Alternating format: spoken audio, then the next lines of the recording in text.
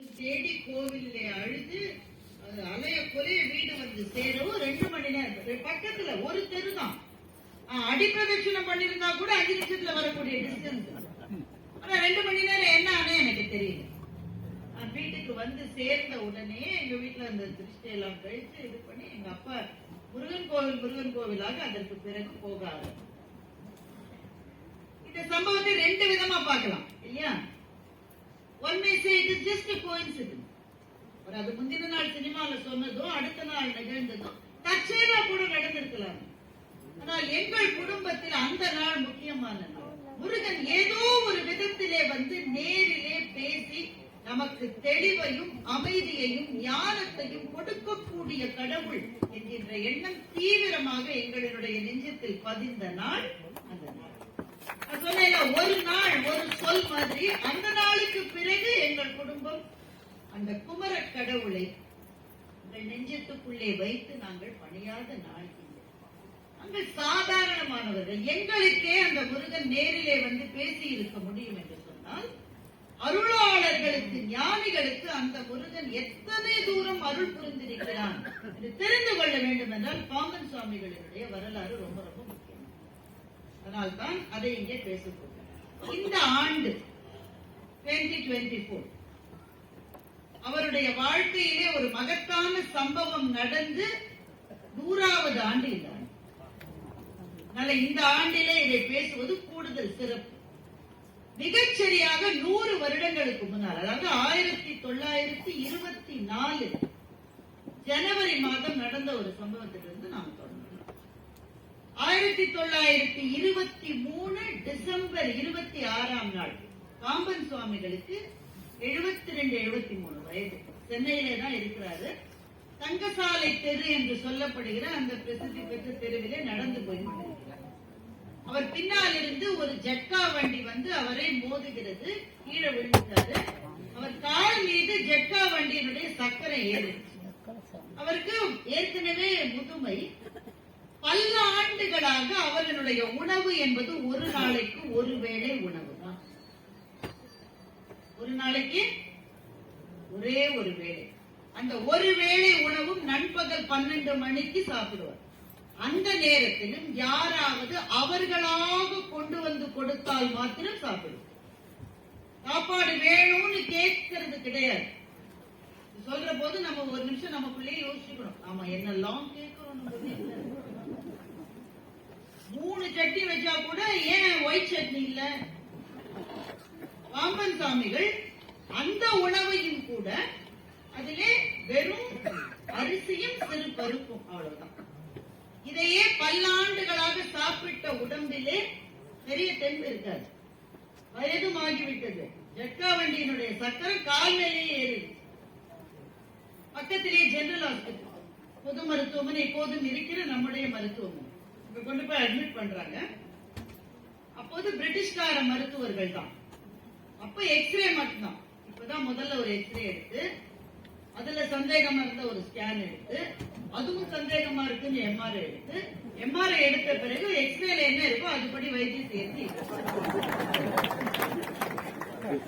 அது கிடையாது. எக்ஸ்ரே மட்டும்தான். எக்ஸ்ரே எடுக்கிறாங்க. மல்டிபிள் பிராக்சர், கணுக்காலில் மல்டிபிள் பிராக்சர். இதையே எவ்வளவு விலாவாரியாக சொல்லுகிறேன் என்றால் இந்த ரெக்கார்ட் தினமும் மருத்துவமனையில் இருக்கிறது. எக்ஸ்ரே எடுத்து பார்க்கிறார்கள். அந்த பிரிட்டிஷ் மருத்துவர் என்ன சொல்லிட்டாருன்னா, மல்டிபிள் பிராக்சர் அப்ப வந்து இப்ப மாதிரி அந்த பிளேட் வச்சு அந்த முறைகள் எல்லாம் வரவில்லை. டெக்னாலஜி அப்ப இல்லை. அதனால கணுக்காலுக்கு கீழே அறுவை சிகிச்சை செய்து அந்த பகுதி அகற்றப்பட வேண்டும் என்று அந்த மருத்துவர் சொல்லிட்டார். பாம்பன் சாமி வந்து கொஞ்சம் டைம் கேட்கிறார். அறுவை சிகிச்சை வேண்டாம், எனக்கு கொஞ்சம் நேரம் கொடுங்க. அந்த டாக்டர் கொஞ்சம் 2-3 நாள் பொறுத்து செய்யலாம்னு சொல்லி போயிட்டாரு. பாம்பன் சுவாமிகளினுடைய மாணவர்கள் பக்கத்திலேயே இருந்து பாம்பன் சுவாமிகள் எழுதி வழங்கி இருக்கின்ற சண்முக கவசத்தை ஓயாது சொல்லிக் கொண்டே இருக்கிறார்கள். அண்டமாய் அவனியாய் அரியணா பொருளதுவாய் தொண்டர்கள் குருவமாகி துகள் அரு தெய்வமாகி எண்டிசை போற்ற நின்ற என் அரும் ஈசனான் தித்திரள் சரவணத்தான் தினமும் என் சிரசை காக்க என்று துவங்குகிற சண்முக கவசம். சண்முக கவசத்தினுடைய ஒவ்வொரு பாடலுக்கும் ஒரு சண்முக கவசத்தினுடைய பாடலின் ஒவ்வொரு சொல்லுக்கும் சக்தி இருக்கு. அப்ப இப்ப திரும்ப வரலாம், நம்முடைய குழந்தைகள் நம்மை பார்த்து கேட்க அது எப்படி ஒரு சொல்லுக்கு சக்தி இருக்கு? அந்த சொல்லை சாதாரணமான பேச்சு வழக்கில் சொல்லுகிற போது அந்த சக்தி இல்லை. ஆனால் இந்த பாடலை சொல்லுகிற போது அந்த சக்தி எப்படி வருகிறது என்றால், மந்திரங்களினுடைய உச்சாரணத்தில் ஒரு சக்தி பிறந்து வருகிறது. ஏனென்றால் ஆதியிலே சொல்தான் இருந்தது, அந்த சொல்லுக்குள்ளே இருக்கிற சக்தி தொடர்ந்து வருகிறது. அந்த சொல்லை சொல்ல சொல்ல சொல்ல மந்திரமாகும். அதனால்தான் மகாகவி பாரதி மந்திரம் போல் வேண்டுமடா சொல்லின்பம் என்று சொன்னார். ஒரு சொல் எப்படி இருக்கணும்? மந்திரம் போல இருக்கணும். அப்படி ஒரு சக்தி இருக்கணும். எழுத்தாளர் லாசா ராமாமிர்தம்னு ஒருத்தர் இருந்தார். அவர் எழுதினாரு, நெருப்புன்னு ஒரு எழுத்தாளன் எழுதினா பேப்பர் பற்றி எரியணும்னு அவர் சொன்னார். நெருப்பு எழுத பேப்பர் பற்றி எரியும். சொல்லுக்கு அப்படி சக்தி இருந்தால் அந்த சொல்லே சுடும். சொல்லுக்கான சக்தி அப்படி என்று அந்த எழுத்தாளர் சொன்னார். சொல்ல சொல்ல சொல்ல சொல்ல சொல்ல சொல்ல மந்திரங்களாகி அந்த மந்திரங்களினுடைய மகத்துவம், அதுக்கு இருக்கிற அந்த ஆற்றுப்படுத்துகின்ற சக்தி, ஹீலிங் பவர் இருக்கு, அது அபரிமிதமான அனுபவித்தவர்களுக்கு தான் அது புரியும். அந்த சண்முக கவசத்தை மாணவர்கள் சொல்லிக்கொண்டே இருக்கிறார்கள். அடுத்த நாள், இந்த விபத்து நடந்த நாள் 1923 டிசம்பர் 26ஆம் நாள். இவர் மருத்துவமனையிலேயே இருந்து ஜனவரி 1924 ஜனவரி 6ஆம் நாள், மார்கழி மாசம் வளர்ப்பிறையினுடைய பிரதமை அவர் படுத்திருக்கிறார். ஜெனரல் ஹாஸ்பிட்டல்ல பொது வார்டுல தான் படுத்திருக்காரு. அங்க இருக்கிற அந்த சிறு ஜன்னலுக்கு அந்தி மயங்குகிற வேளையிலே 2 பிரம்மாண்டமான மயில்கள் வந்து அமருகின்றன. ஒன்று பெரும் மயில், ஒன்று கொஞ்சம் சிறு மயில். 2 மயிலும் வந்து அமர்வதை பாம்பன் சாமி மாத்திரமல்ல, அவருடைய கண்ணுக்கு மாத்திரம் காட்சி தந்ததில்லை, அந்த வார்டுல இருந்து எல்லாருமே பார்க்கிறார்கள் அந்த 2 மயில்களை. 2 மயில்களும் ஒரே நேரத்தில் சொல்லி வைத்தார் போல தோகையை விரித்து நடனம் ஆடுகிறார். அந்த சண்முக கவசத்தை பாடிக்கொண்டிருந்த மாணவர்கள் கண்ணீர் விட்டு அழுகிறார்கள். பேச்சு வரவில்லை. ராமசாமி சொல்றாரு, வந்துட்டியா?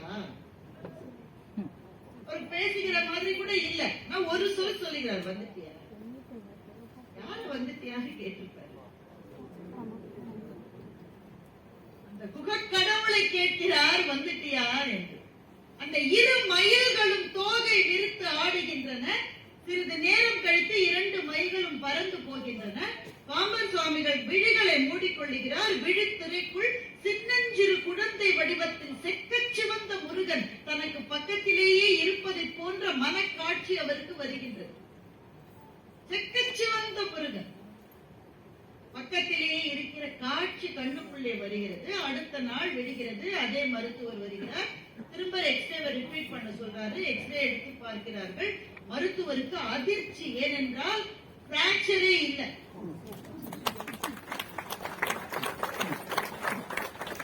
அந்த மருத்துவர் முதல்ல எடுத்த எக்ஸ்ரே தப்பா, இப்ப எடுத்த எக்ஸ்ரே தப்பான்னு யோசித்திருக்கலாம். திரும்பவும் இந்த விஷயத்தை பற்றி வேறு கோணத்திலே சிந்திக்கிறவர்கள் கேட்கலாம், எக்ஸ்ரே தப்பா இருக்கலாம் தானே. எனக்கு அப்படி தோன்றவில்லை. முதியவர் சக்கரம் ஏறி இருக்கிறது, காலில் வலி இருக்கிறது, வீக்கம் இருக்கிறது, பிராக்சர் எல்லாம் வேற எப்படி இருக்க முடியும்? எக்ஸ்ரே திரும்ப எடுக்கப்பட்ட போது பெருமளவில் அந்த எலும்பு சிதைவுகள் எல்லாம் சரியாகி ஒரு 3-4 நாட்கள் கழித்து அவர் டிஸ்சார்ஜ் பண்ணி விடுகிறார். இந்த சம்பவம் நடந்து 100 ஆண்டுகள் தான் ஆகிறது. இதுதான் பாம்பன் சுவாமிகளை பற்றிய ஒரு அறிமுகத்தின் முதல் செய்தியாக உங்கள் முன் நான் பகிர்ந்து கொள்ள விரும்பிய விஷயம். முருகன் வந்து நேரில் பேசுவான். முருகன் வந்து நேரில் நமக்கு அருள் செய்வான். அவனுடைய அருள் இந்த உலகத்திலே இருக்கிற எல்லா உயிர்களுக்கும் உரியது. நம்முடைய ஞானிகள், நம்முடைய மண்ணில், நம்முடைய நிலத்தில் வாழ்ந்த பெரியவர்கள் என்ன நம்பினார்கள் என்றால், தமிழிலே பாடியவர்களுக்கு முருகன் நிச்சயமாக அருள் புரிவான் என்று நம்பினார். எவ்வளவு கம்மி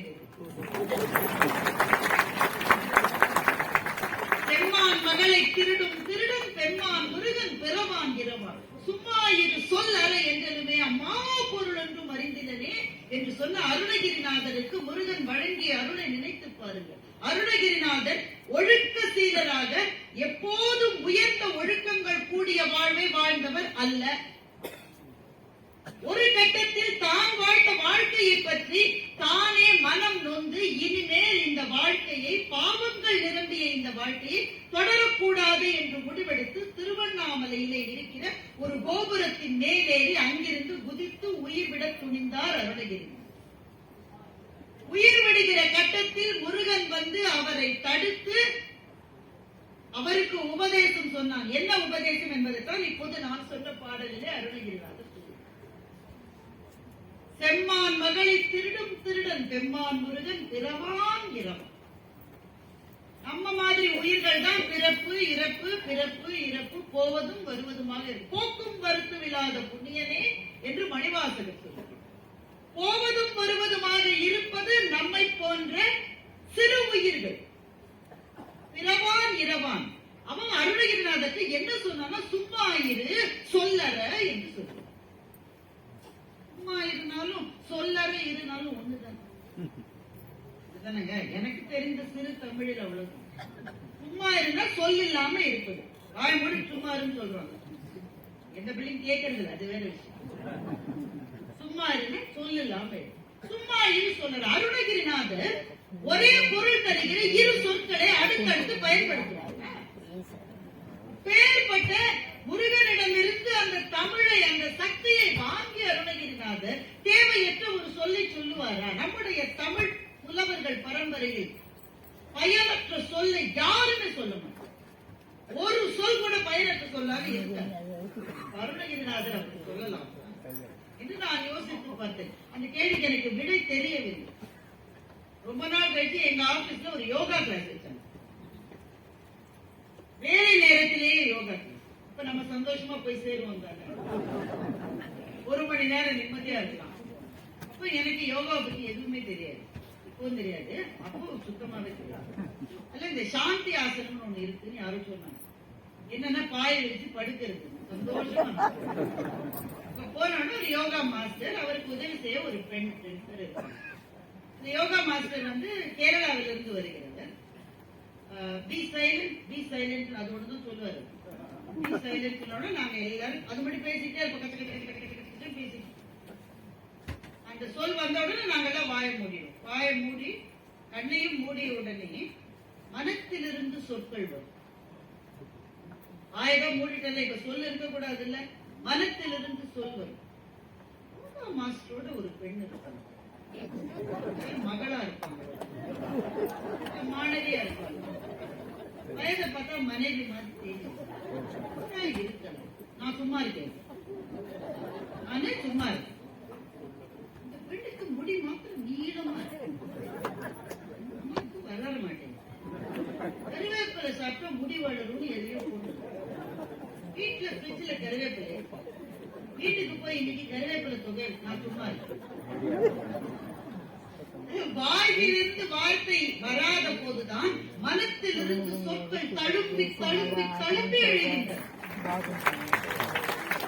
என்ன சொன்னா சும்மா எது சொல்லல, வாயினால் சொல்லாமல் இருப்பதல்ல, மனத்திலும் சொற்களற்ற ஒரு வெறுமை நிலைக்கு வா. வெறுமை நிலை என்பது மனதிற்கு மிக மிக மிக அவசியம். அந்த வெறுமை நிலையில் இருக்கிற போதுதான் இறைவனோடு நேரடியான அனுபவம் கிடைக்கும். இதை நீ முதலில் செய் என்று முருகன் சொன்னதால் அருணகிரிநாதர் அந்த ஆழ்தவத்துக்கு போனார். ஆழ்தவத்திலிருந்து மீண்டு வருகிற போது சொற்கள் அவருடைய நாவிலே சிலம்பாடி வெளியே வந்தன.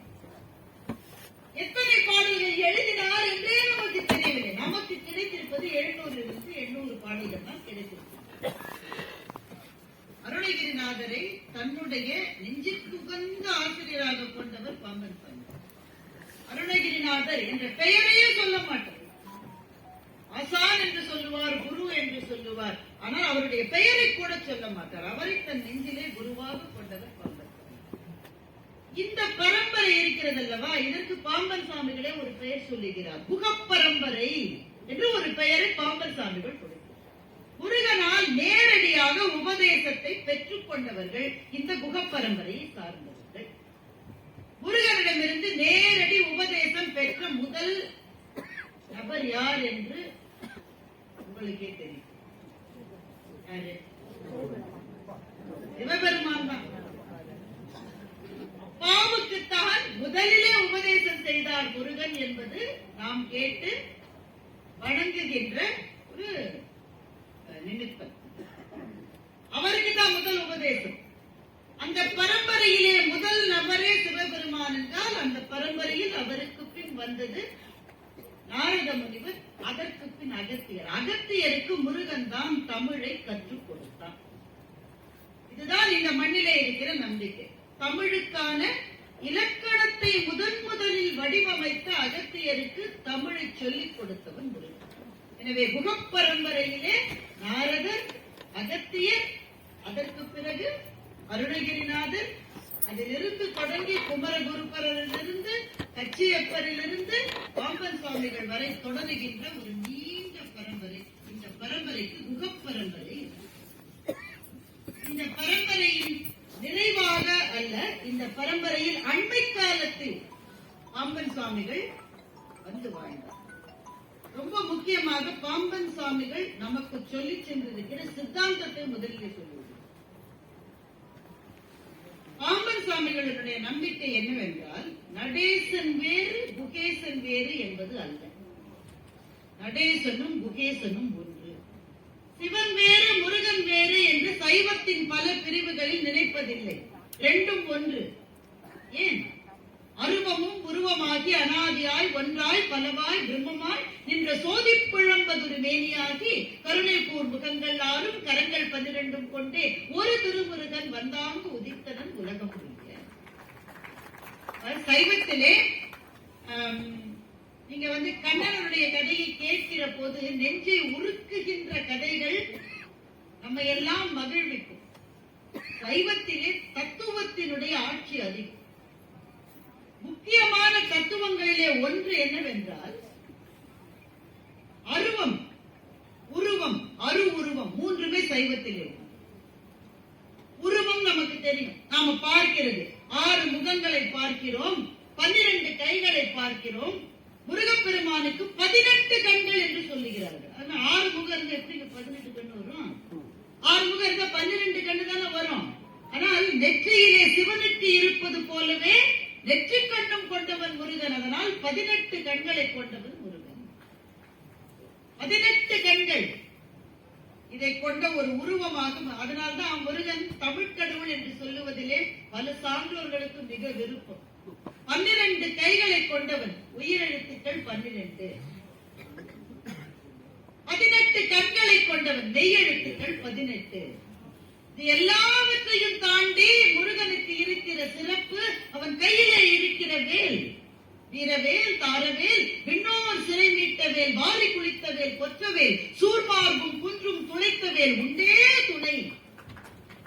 இந்த வேல் இருக்கிறதே, அந்த வேலினுடைய வடிவத்தை நீங்கள் பார்த்தால் ஆயுத எழுத்தை பார்ப்பது போலவே. முருகனே தமிழின் வடிவத்தில் இருக்கிறான். 12 உயிரெழுத்துக்கள் போல 12 கரங்கள், 18 மெய்யெழுத்துக்களை போல 18 கண்கள், ஆயுத எழுத்தை போல வேல். இதை கொண்டு தமிழின் உருவமாகவே முருகன் நிற்கின்றான் என்று சைவ சான்றோர்கள் சொல்லுவோம். அவர்கள் என்ன சொல்லுகிறார்கள்? 3 உண்டு, உருவம் உண்டு. அதெல்லாம் நீங்க பார்க்கிறீங்க. இந்த முருக கடவுளினுடைய உருவத்தை பார்க்கிற போது அந்த குழந்தை முருகனை கை நீட்டு கூப்பிட்டு அப்படி தாவி வந்துருவா மாதிரி இருக்கும். வணங்கும் கைகளின் வடிவத்தை பார்த்தால் வேல் போல் இருக்குதடின்னு வாலி பாடல் எழுது. வணங்குகின்ற கைகளை பார்க்கிற போது அதுவே வேலை போல இருக்கிறதே. குமரக்கடவுள் அழகு நிரம்பிய அழகு. பூவை செஞ்சுட்டு தவறுக்கு மன்னிப்பு கேட்டுக்கொண்டேன்.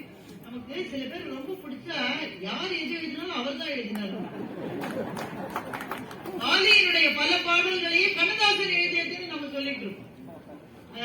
அதை எடுத்து காட்டியதற்கு நன்றி. அழகு நிரம்பியவன் குமரன். அவனை பார்க்க பார்க்க குமரக்கடவுள், குமாரன். அவன் இன்னைக்கு எத்தனை பெயர்கள் இல்ல? கந்தன் அவர்களுடைய பெயர். கந்தன் என்ன பொருள்? கந்து என்றால் பற்று.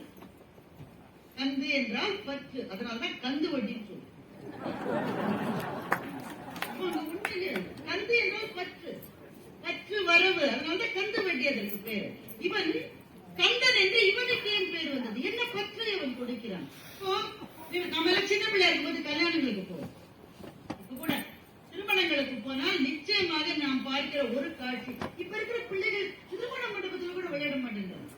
அங்க கூட போனத்தை பார்த்துட்டு அப்பெல்லாம் கல்யாண மண்டபத்துல நுழைஞ்ச உடனே குழந்தைகள் ஒரு வானர படை போல வளர்ந்து ஓடுவாங்க. 4 தூண் இருக்கும். முதல்ல வேகமா வர்றவன் 4 தூண்ல அவன் ஆளு கொண்டு பிடிச்சிருவான். பிடிச்சிட்டு தூணை பிடிச்சிட்டு சுத்தி சுத்தி சுத்தி சுத்தி வருவான். தூண் கிடைக்காத பசங்க என்ன பண்ணும்? பின்னாடியே வந்து தூண் கிடைக்காட்ட கூட சும்மாவே சுத்தும். தூண் இல்லாமலே தட்டாமாலன்னு சொல்லுவாங்க. தட்டாமால சுத்தும். தட்டாமால சுத்துறவன் 5-6 தடவை சுத்தின உடனே அவனுக்கு மயக்கம் வந்துடும், கீழே உட்காந்துருவான், இல்ல விழுந்துருவான். ஆனா தூணை படிச்சு சுத்துறவனுக்கு தலை சுற்றிலும் வராது, மயக்கமும் வராது, சுற்றி கொண்டே இருப்பான். ஒன்றை பற்றி கொண்டு சுற்றுகிறவன் எப்படி நிலைத்து நிற்க முடிகிறதோ அப்படித்தான் இந்த வாழ்க்கையில், மயக்கம் தருகிற இந்த வாழ்க்கையில் பற்றுக்கோடாக குமரக் கடவுளை, கந்த கடவுளை பற்றிக் கொள்ளுகிற போது நம்முடைய மயக்கங்கள் தீருகின்றன. அதனால் அவன் கந்தன், பற்றாயிருக்கிறவன். அதனால்தான் அவன் கந்தன். இந்த கடவுளினுடைய முகப்பரம்பரையில் வாழையடி வாழையாக வந்த திருக்கூட்டத்தில் ஒவ்வொரு கதைகளுக்கும் பின்னால், ஒவ்வொரு அனுபவங்களுக்கும் பின்னால் நெய்ச்சிலுக்கு ஊட்டுகிற தத்துவங்களும் இருக்கிறது. இந்த உருவம், இந்த உருவத்தை நாம் பார்க்கின்றோம்.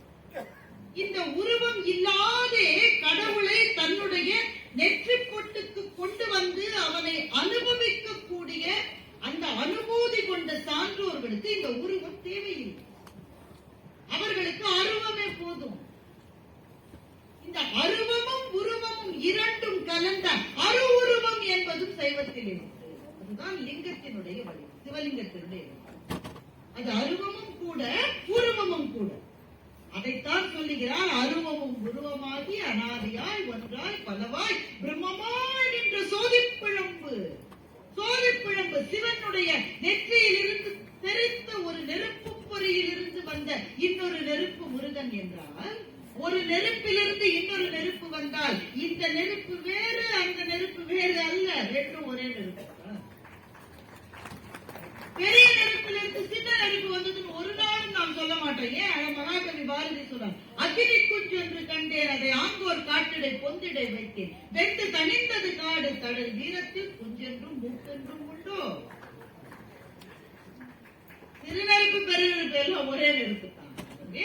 சிவனும் முருகனும் ஒன்று, சபேசனும் குகேசனும் ஒன்று என்பது சைவத்திலே இருக்கிற பல பிரிவுகளுடைய தீவிரமான தத்துவ ரீதியாக பார்க்க வேண்டும். சைவ சித்தாந்தத்தினுடைய அடிப்படை 36 தத்துவங்கள். உங்க எல்லாருக்கும் பசிக்கிற நேரம் தெரியும். தத்துவங்களை கேட்க தயாராக இருக்கிறது இந்த அவை என்றால் வேகமத்தில் எப்படி